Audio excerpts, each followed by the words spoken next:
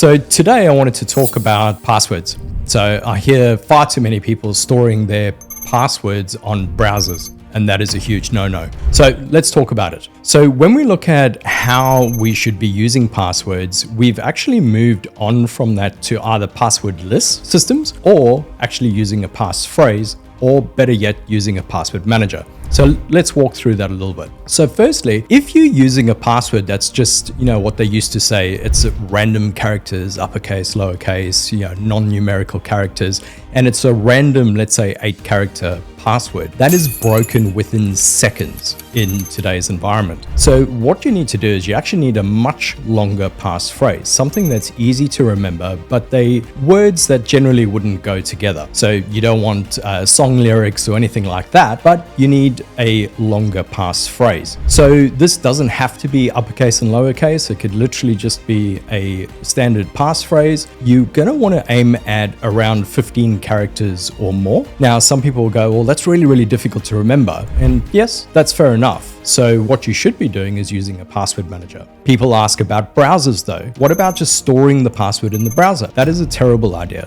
And the reason for that is those browsers are often compromised. So if I go to a particular website that is compromised, it can actually steal those passwords out of the browser, and then you have a problem. So you want to use a reputable password manager to store those passwords. The other thing about passwords is you do not want to reuse your passwords. Don't use the same password across many different environments. So for instance, if you've got LinkedIn and Facebook and your work emails, those can't be the same passwords.